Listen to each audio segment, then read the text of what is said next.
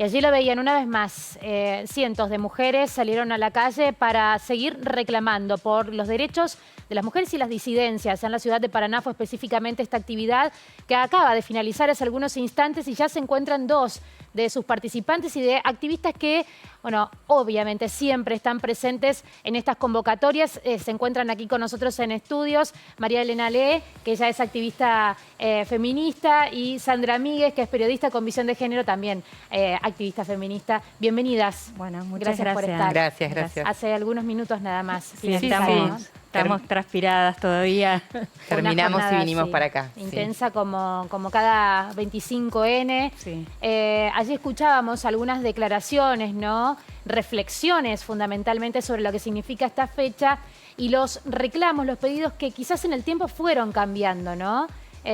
Porque hubo conquistas importantes, pero otras luchas que siguen, ¿no? En pie. Sí, hay muchas conquistas y a nosotras nos da felicidad porque la organización y la lucha en la calle, digamos, nos ha llevado a varias conquistas, varias leyes que, como bien decía Noni, las reclama el pueblo y después se convierten, digamos, en ley. Así hemos logrado cantidad de derechos que por ahí nos cuesta reconocer que fueron parte de las conquistas, pero arrancamos, digamos, el movimiento feminista estuvo luchando, digamos, por el voto de las mujeres en principio del siglo XIX y después esta lucha, digamos, que ha permanecido incluso en dictadura y reivindicando, digamos, el reinicio de la democracia y conquistando más derechos y reclamando por los que faltan.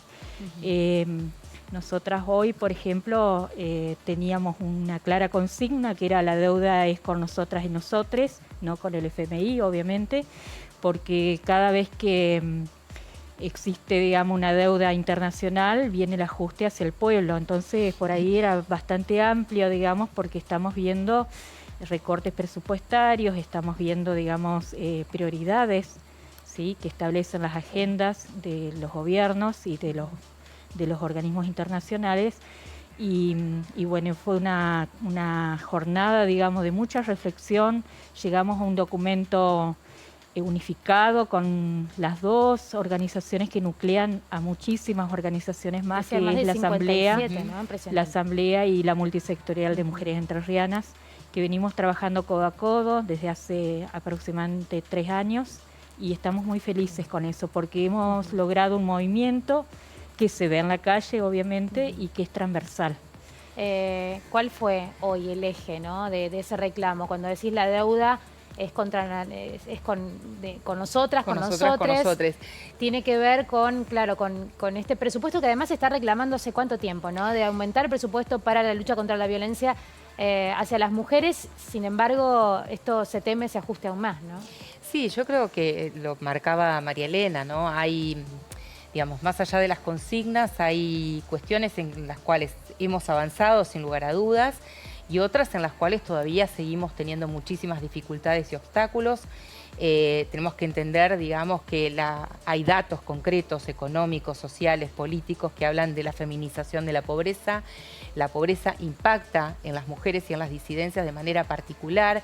Y esos son datos, digamos, que no podemos obviar. Entonces, cuando hablamos de la cuestión presupuestaria, financiera, de la definición de las políticas públicas, la mirada tiene que estar ahí, centrada en esto, ¿no?, para poder revertir y realizar las transformaciones que requerimos justamente para evitar estas situaciones que son tan dolorosas y que impactan en el desarrollo concreto de cada una de las mujeres y cada una de las personas de manera directa.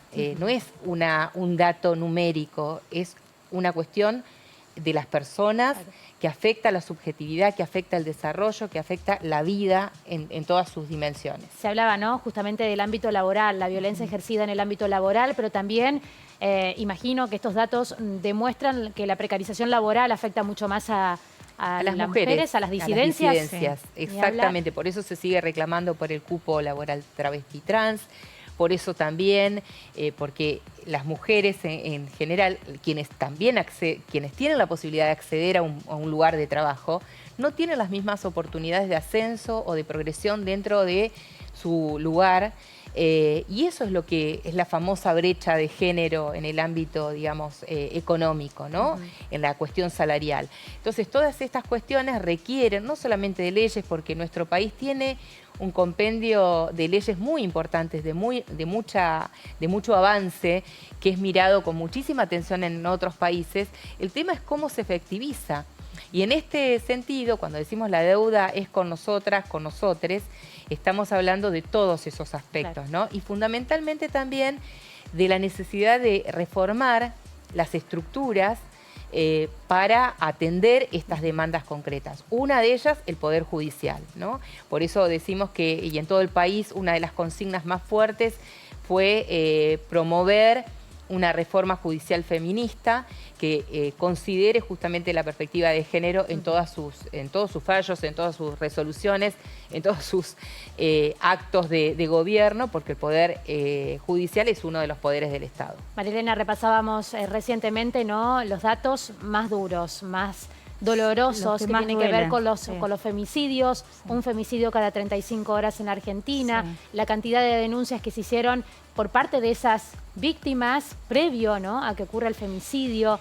¿Qué reflexión les deja? Y la reflexión es que llegamos tarde, digamos, por esas víctimas. Es un número que por ahí, si lo vemos en el conjunto, decimos, bueno, capaz que hay más, porque siempre nos chicanean con eso, de que hay más muertes por accidentes, pero acá hay una intencionalidad de matar, ¿sí?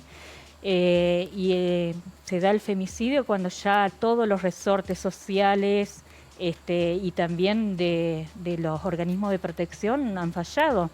Hoy nos levantamos con la triste noticia de Eliana Pacheco, una pibita de La Plata que salió a trabajar en una feria en un pueblo cercano a La Plata, y ese fue su último viaje, digamos. Entonces nosotras nos estamos planteando todo el tiempo, porque aparecería como un número, pero esos números están hechos de personas, de vidas truncadas, de niños y niñas que se quedan huérfanos, de personas, digamos, que las víctimas, ahí estábamos viendo el informe que estabas pasando, el 1,4% solamente no eran conocidos por las mujeres, ¿sí?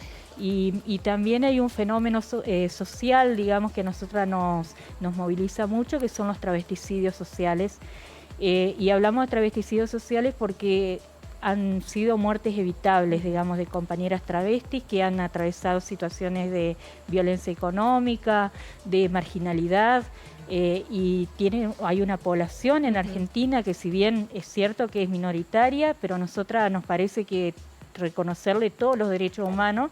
Hay un porcentaje de la población que tiene una expectativa de vida de 40 años. Sandra, ¿querías agregar algo más para cerrar? Justamente en el sentido de lo que estaba diciendo María Elena, me parece que tenemos que darnos un nuevo debate en relación a la difusión de los datos estadísticos que son necesarios para la definición de las políticas públicas. Es fundamental tener estos registros, pero también nos obliga a esforzarnos para que no se pierda de vista que detrás de cada uno de esos números hay una historia de vida que quedó trunca y, como bien lo señalaba María Elena, responde, digamos, cada uno de esos asesinatos responde a una intencionalidad de un patrón cultural que es machista, que es violento y que se apropia de la vida de esas mujeres, por lo cual el trabajo cultural, cuando decimos cultural, tiene que ver con cada uno de los aspectos de nuestra vida, tiene que ser constante, permanente y tiene que estar apoyado fundamentalmente o sostenido fundamentalmente desde el Estado. María Elena, Sandra, muchísimas gracias una vez más por estar con nosotros. Gracias a ustedes por visibilizar y estar siempre mostrando estas realidades. Continuamos con Muchas gracias. Gracias. La Plata. Encontraron el cadáver de Eliana Pacheco, la joven de 24 años que desapareció el domingo último cuando abordó un remis para ir a una feria en la localidad platense de Olmos. Fue hallada este viernes en un descampado de la ciudad de La Plata, según informaron fuentes policiales y judiciales. Los peritos que trabajaron en el lugar estimaron que la data de muerte es de hace 5 días y no pudieron determinar a simple vista la causa del fallecimiento, que surgirá mediante la autopsia de rigor. El lunes se reabre el dólar soja de septiembre.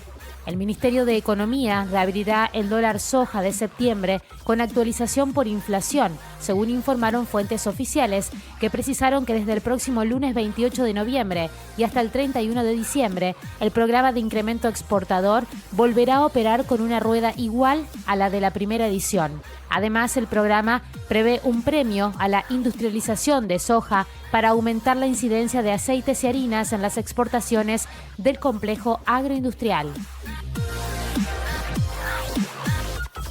Sequía. Se agrava la situación en el centro del país. Especialistas en agroclimatología advirtieron que las condiciones de sequía provocadas por tercera vez consecutiva del fenómeno La Niña continuará afectando hasta el mes de marzo de 2023 a gran parte de la denominada zona núcleo argentina.